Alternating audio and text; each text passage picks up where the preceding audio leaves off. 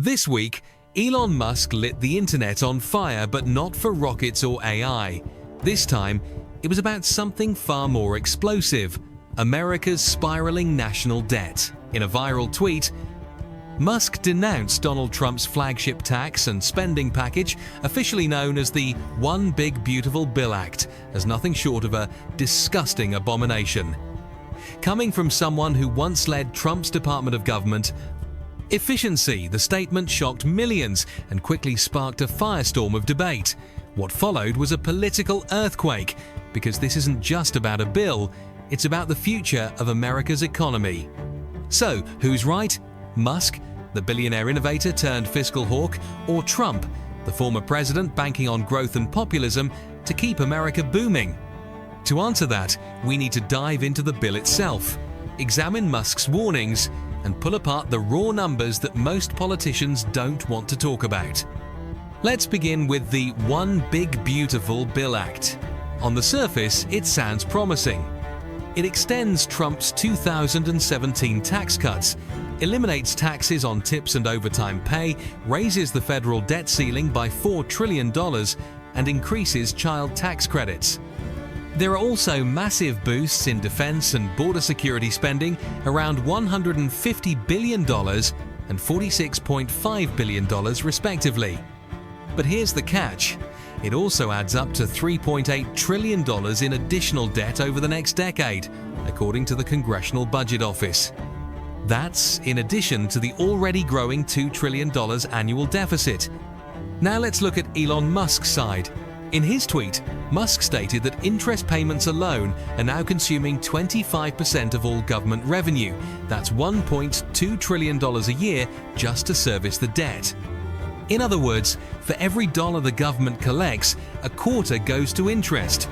Not Social Security, not defense, not infrastructure, just interest. And as interest rates have climbed, the cost of borrowing has exploded. The US now spends over $100 billion per month on interest, more than the combined budgets of many federal departments. Musk's argument is simple: this level of spending is unsustainable. He warns that if we continue down this path, there will be no money left for anything else. No healthcare, no military, no education. Nothing. It's a view shared by many economists who have studied debt-driven collapses in countries like Argentina, Greece, and even the United Kingdom during its post-war stagflation era. But Trump and his allies tell a different story. They argue that extending tax cuts and eliminating taxes on working-class income will supercharge economic growth. The logic is that if people and businesses have more money, they'll spend more, invest more, and create more jobs. Trump's supporters also believe that with increased productivity and consumer activity, government revenue will actually rise despite lower tax rates. So who's right? Let's consult the data. After the 2017 Tax Cuts and Jobs Act, the US economy did see a short-term boost in GDP and corporate profits. Unemployment fell, consumer confidence soared, and Wall Street had a record run. But multiple non-partisan analyses, including those from the Congressional Budget Office and Brookings, concluded that the tax cuts did not pay for themselves. Instead, they added roughly $1.9 trillion to the national deficit over 10 years. Worse, much of the benefit went to large corporations and top earners, with limited long-term wage growth for the middle class. Meanwhile, the national debt has ballooned. In 2000, it was just over $5 trillion. Today, it's over $37 trillion.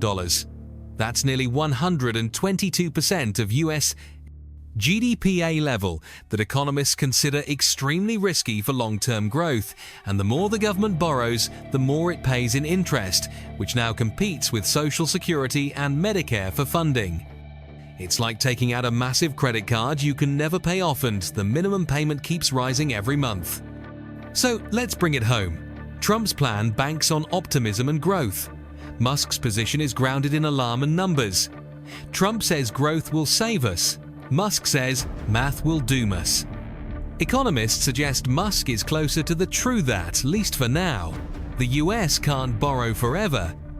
Without structural reforms, either by cutting spending, raising revenue, or both, we're on a collision course with a debt crisis that could dwarf anything we've seen before.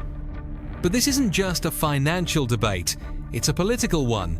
Musk's criticism comes at a time when America is deeply divided and trust in institutions is low.